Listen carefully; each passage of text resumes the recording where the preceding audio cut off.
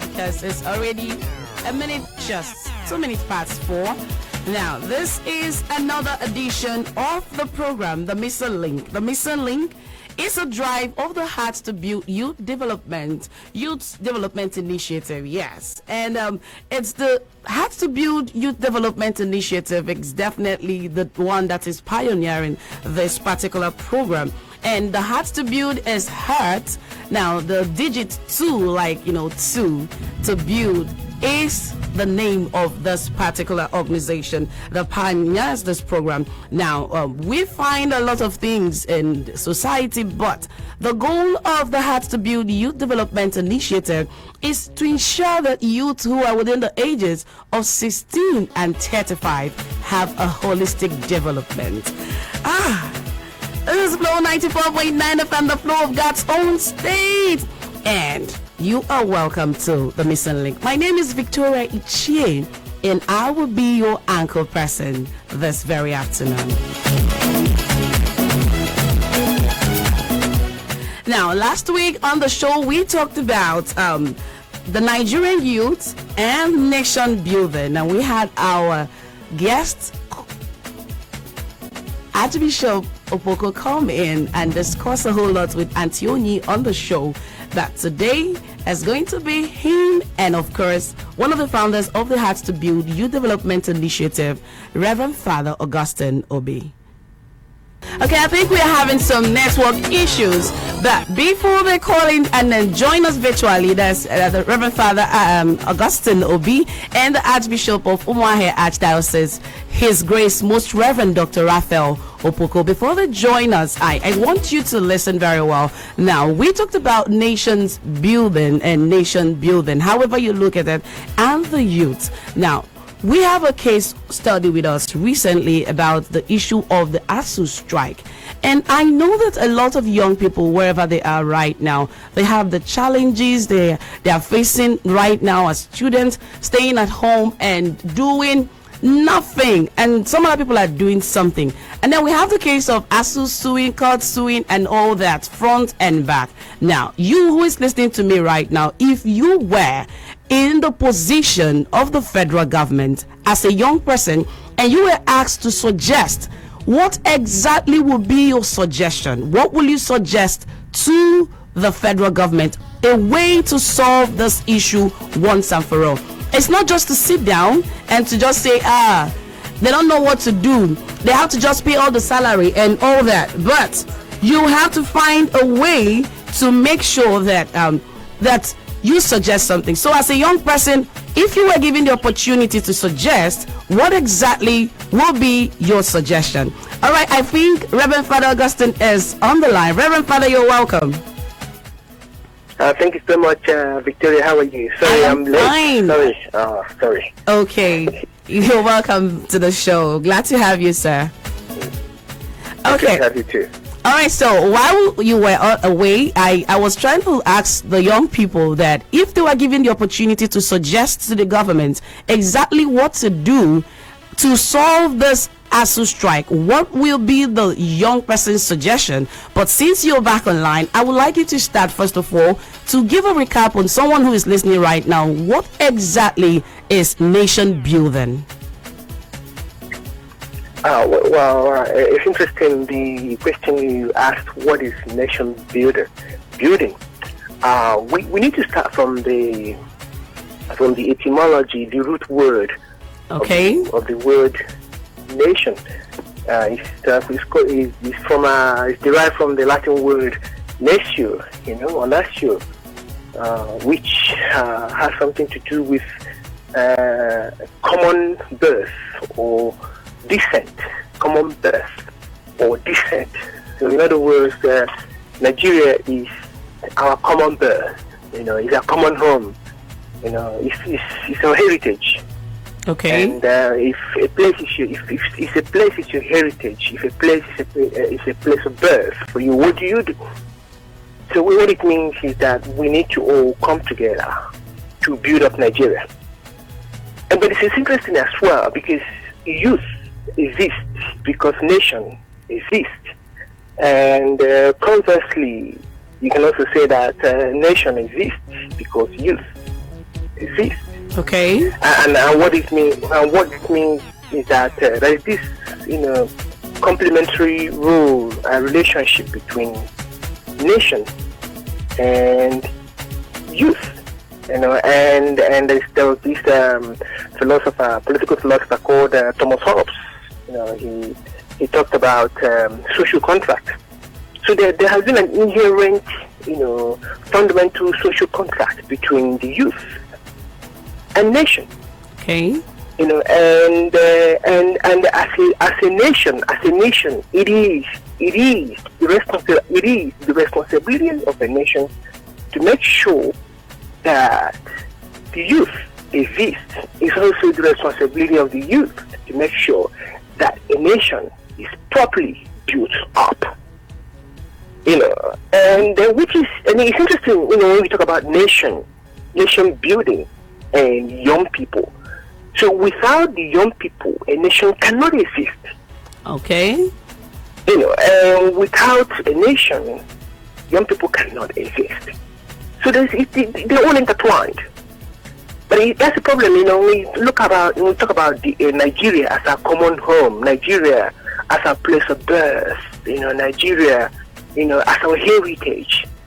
I know there was something Archbishop Opoku mentioned last week, when he talked about an American president who said, don't think about what America can do for you, but what you can do for America. Yeah. It's interesting. Can a Nigerian young person, at the moment, convincingly say, well, I've got this obligation to build up Nigeria because I will have to give back to Nigeria because Nigeria has given me so much. They can't say that. An example of it, was what you mentioned earlier, the strike. Yeah. For 7 months, our young people have been roaming around aimlessly. They have been left to be wandering. They have been left on their own for 7 months. So what it means is that Nigeria as a nation has always broken this social contract. Nigeria hasn't been able to play this incredible role of building up the youth. So how can the youth have this conviction and courage to build up Nigeria? So there has been a missing link there. Can you see that? Yeah. There's a missing link there. And that's what we're discussing today, nation building. Because Nigeria must play its role, and the young person must also play their role in building up Nigeria. So the nation must build up the young person, and the young person must also build up the nation, because there is a social contract. There's a social contract between the nation and young person. Okay, Reverend Father, I just want to ask now, look at the statistics from 2009 till 2021 or 2021, right? The unemployment rate kept on increasing. Just in 2015, did we have maybe there was no increase, there was a decrease more? Let's say in 2009 we had 9.59%, and then in kept on increasing till 19.61%. That is the unemployment percentage according to the International Labour Organization, a United Nations affiliate. Now, do you think that the situation of unemployment in Nigeria could ever fall down to a zero?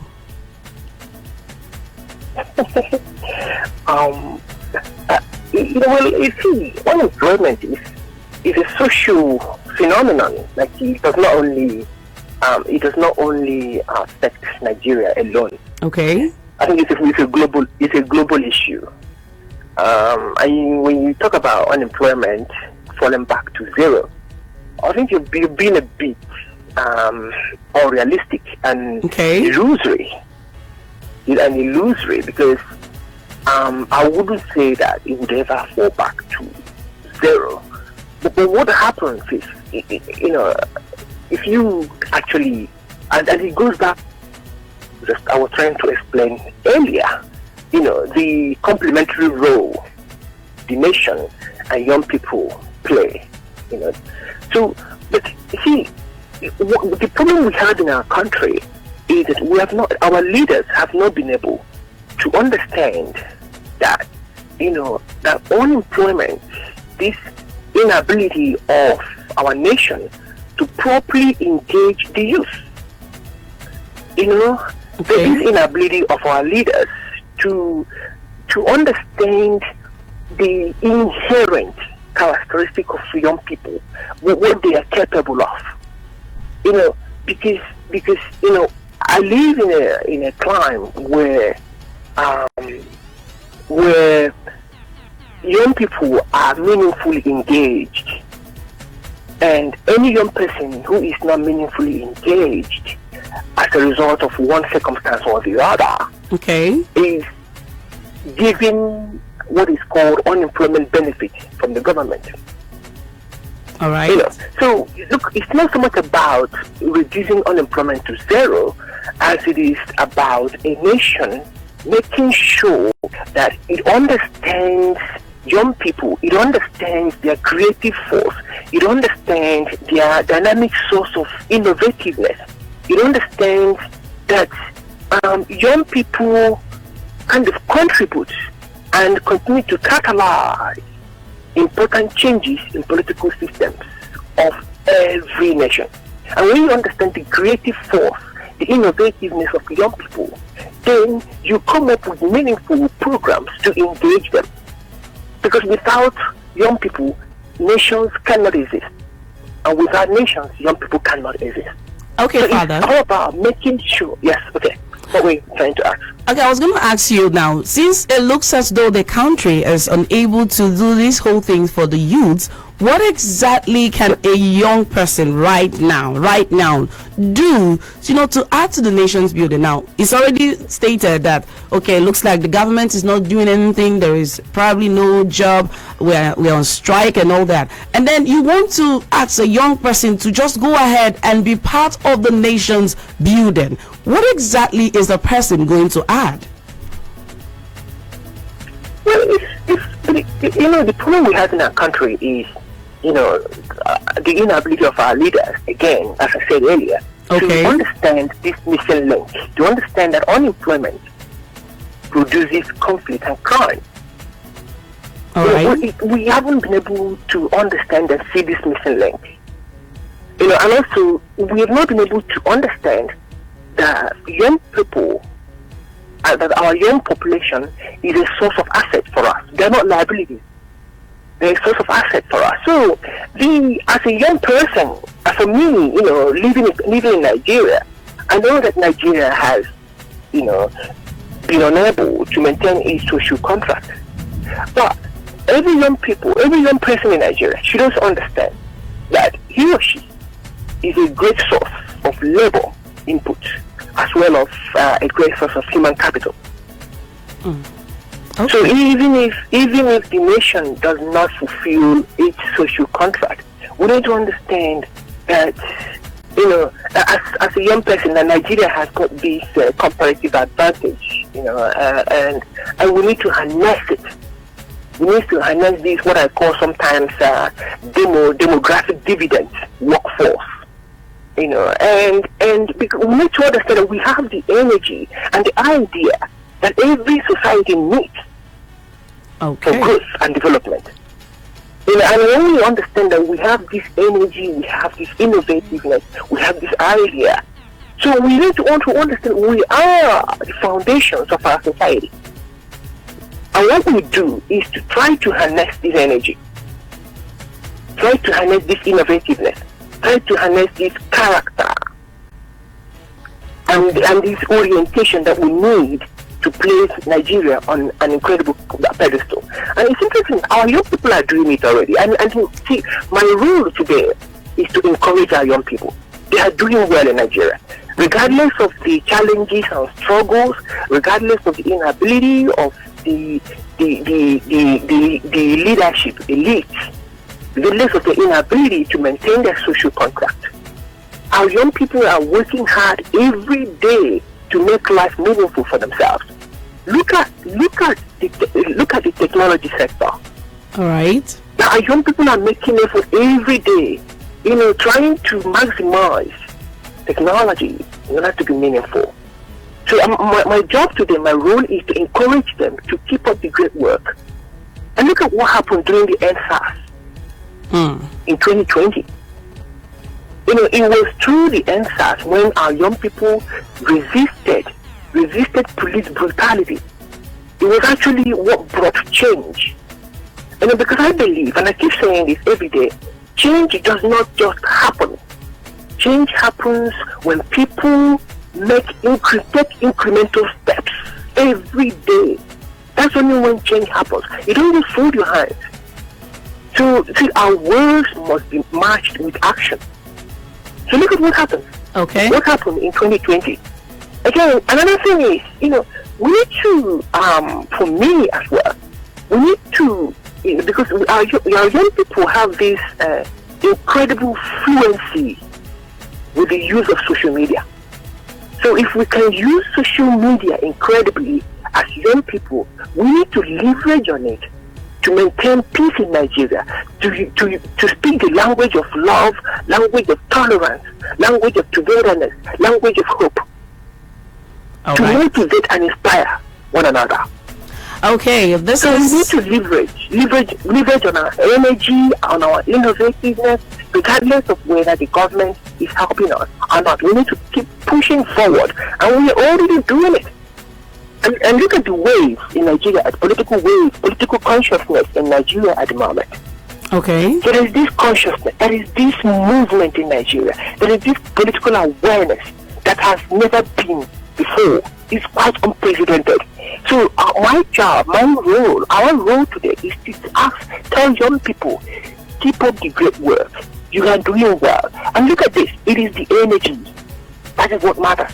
The energy, the innovativeness, the creative force. We need to channel all of this to the right direction. So the problem we have is when we misplace and mischannel them to crime. When we mischannel them to antisocial behaviors. That's where we're not building up our nation. But when we channel them to a meaningful road, and when we use a creative force, because what young people are known for is the energy, it's the innovativeness, it's the strength, and again, that's where the problem. I have a problem with Nigeria. You know, and by the way, have you ever thought about, in those days, America used to give people green cards arbitrarily. Yeah. They used to give green cards arbitrarily because they had aging population. So they needed young people to come and regenerate their country. But we have young people already in Nigeria. We're not tapping into their creative force. So my job, my encouraging words today to our young people in Nigeria is to keep up the great work. Keep up channeling their energy to the right direction. They will not lose heart. They will not lose hope. Change is here already, and we are already doing it. So let's keep up the great work. All right. Thank you, Reverend Father Augustine Obi. This is the Missile Link. Yeah, the Missile Link. And it's a drive of the heart to youth to build. Oh my Lord, help me. What did I eat today?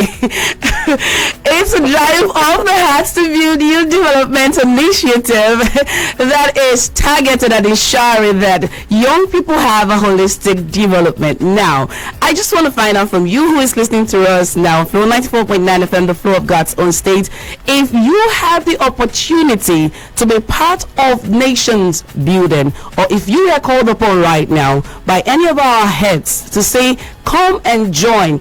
I want you to prefer the right solution on how exactly the country can move forward. Would you call us in and tell us one particular thing that you as a young person, or you who is listening to us right now, will add to nation building? The number is 008 182 6949 or 0811 605 2949. The SMS line is 0906 510 8289. Hello. Hello. Good afternoon. Good day, sir. What's your name and where are you calling from, please? My name is Pastor Ifan Emmanuel.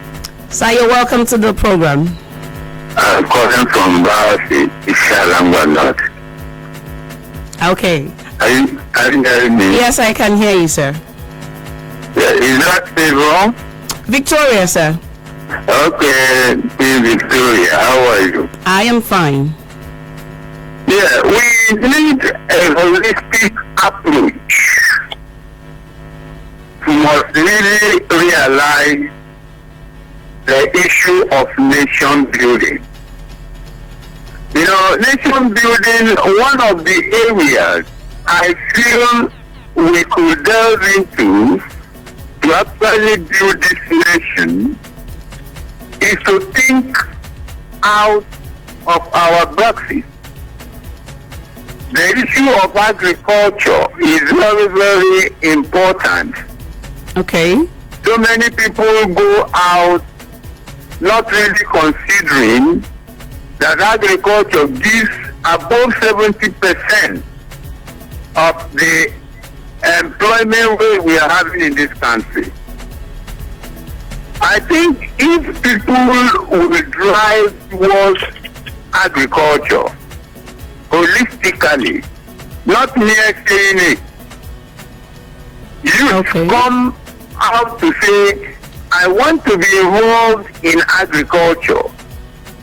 I am talking experientially. You see, Israel today is sustained because I've been there, still there, based on their approach they have to agriculture. Okay. So what you're suggesting, what you're suggesting, sir? It's sustained based on their they have about agriculture. Pastor Ifeanyi, can you hear me? Today,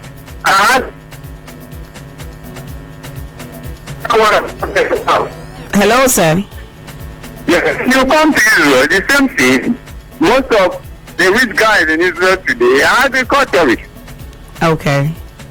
Then if we borrow a leaf from America and Israel, for instance, and then build. All right, so I feel the network is a bit disturbing there, but I feel what Pastor Ifeanyi is suggesting is in the area of agriculture. So he's saying we should look more into agriculture, maybe, and look away a little bit from petroleum. Maybe I wouldn't know if that's what he's suggesting. But hello. Hello. Good afternoon, speaker. Good day, sir. Hello, what's your name and where you come from? I can hear you, sir. I am the my name is Obama. I am calling from the hometown of the Senator with women at the Central. Mr. Obama, you're welcome to the program. Thank you. Yeah, so I like the program this afternoon, this evening. Thank you, sir. If you see the problem of Nigeria in the hand of our people, if our leaders make a plan for this country, this country will be a better nation around the globe. Okay. Our leaders is the one are causing the whole problem in this country. The problem of us is the federal government problem. Our senator, our council member, our governor, they don't want to make well. Okay, sir. I just want you to understand what we are discussing. We are discussing nation building and the Nigerian youths. Now, the idea is that you suggest something that will help in nation building as a young person. If you were asked. That one thing now. Okay, so what is your suggestion, sir? America. Wait, it is here America. Okay. London, America, London, France, family. We are countries making well. If our president is making well to build this country, we have a plan. Agree. Infrastructure is the most important thing. Okay. For this country. Are you hearing me? All right, thank you so much.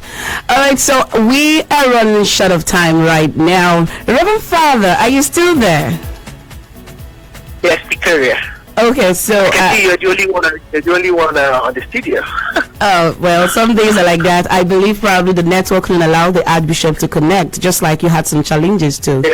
Yeah, but some days are like that. So you have had some people suggest about agriculture, and then someone is saying it could be the fact that other nations have the plan mapped out already of how they would help involve the youths and develop the country already on ground. And that was what the last person was probably trying to suggest. So my own is to ask you right now, as a person having advised the young people, now you already gave some suggestions of what they need to do.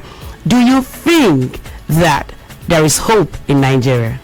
Just like a yes or no. And do you think there is hope in Nigeria? With the way people are leaving the country and all that, do you think there is hope in Nigeria? Well, look, when you talk about humanity and hope, you can never lose sight of hope. Okay. Because once there is life, there is hope.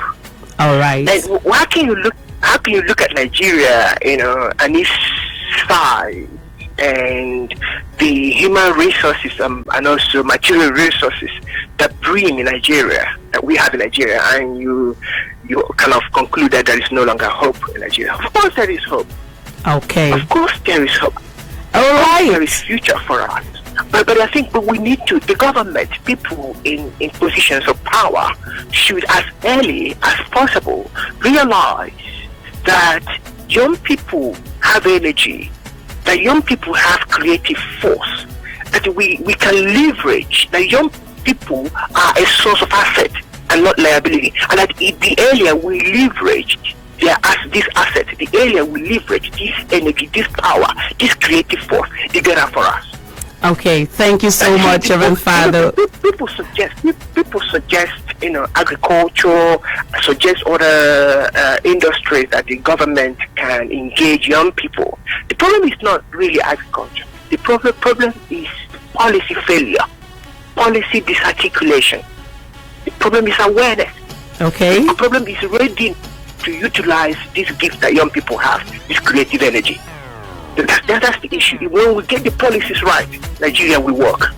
Okay, that's the size of our package today, and we have to run out of the studio. Thank you so much, Reverend Father Augustine Obi, for being here on the show. The Missile comes your way every Saturday by 4 p.m. and we'll discuss issues that concern holistic growth of all the young people from the ages of 16 to 35, and you'll be sure that by next week there will be another interesting topic that you as a young person can learn. This is Flow 94.9 FM, the flow of God's State, and I've been your anchor person, Victoria Ichie. Have a blessed day.